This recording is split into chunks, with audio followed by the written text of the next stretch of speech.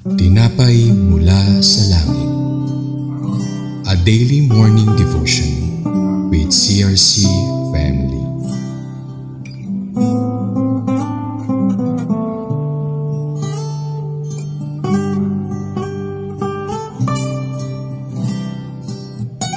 Mapagpalang umaga, mga kapatid. Ako po si Nerissa Sikati. Samahan ninyo po kami sa aming programang Tinapay mula sa Langit. Ang pang-araw-araw natin na debosyon sa salita ng Diyos. Ang ating debosyon ngayon umaga ay matutunghayan natin sa aklat ng Deuteronomy chapter 20 mula sa verse 16 to 18. At ang title ay The Command to Destroy the Canaanites. Ngunit bago po tayo magpatuloy, dumako po muna tayo sa maikling panalangin. Aming Diyos na makapangyarihan sa lahat, kami po ay inyong gabayan sa mga pag-aaral na inyong salita. Turuan po kami, Holy Spirit, upang maunawaan namin ang iyong mensahe ngayon umagang ito. Lamang po ang aming dalangin. Sa pangalan ni Jesus, Amen at Amen. Basahin po natin ang Deuteronomy chapter 20 verse 16 to 18. Verse 16, ngunit sa mga lunsod sa lupaing ibibigay sa inyo ni Yahweh ay walang kayong ititirang buhay. Verse 17, lipunin ninyo ang mga Heteo, Amoryo, Kananeo, Parasiyo, Hibita, at Hebusiyo, tulad ng utos sa inyo ni Yahweh na inyong Diyos. Verse 18, kailangan gawin ninyo ito upang hindi nila kayo maakit sa kasuklam-suklam nilang pagsamba sa kanilang Diyos-Diyosan. Sa ganito ay makakaiwas kayo sa paggawa ng isang bagay na kasuklam-suklam kay Yahweh. Ang talatang ito ay bahagi ng mga halituntunin sa Diyos tungkol sa labanan na ibinigay niya sa Israel. Dito din inutos ng Diyos na lipulin ang mga naninirahan sa ilang dako ng bayan sa lupang ay pinangako sa Israel. Ay pinag-utos ng Diyos sa Israel na huwag hayaang mabuhay ang sinuman mga bansang Kanaanita. Ang utos na ito ay isang ganap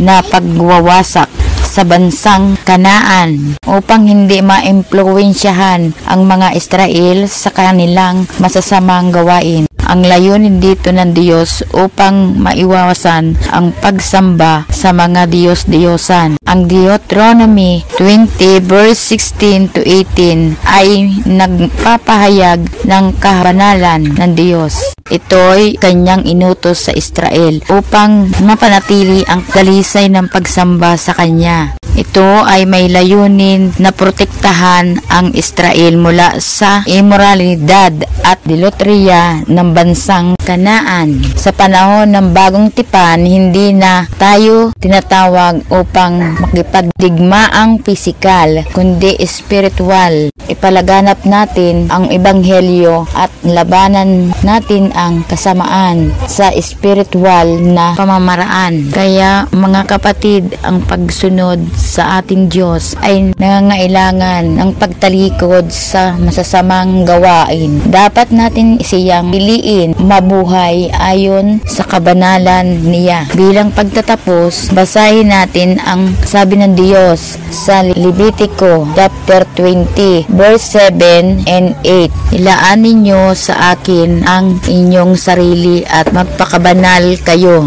sapagkat akong si Yahweh ay inyong Diyos. Verse 8, ingatan ninyo at sundin ang aking tuntunin, ako si Yahweh. Ilalaan ko kayo para sa akin. Tayo po'y manalangin. Salamat po aming Ama sa inyong pagmamahal at pag-iingat mo po sa amin ng inyong mga anak. Tulungan mo po kami patuloy na makasunod sa inyong kalooban, makapamuhay ng matuwid at kalugod-lugod sa inyo.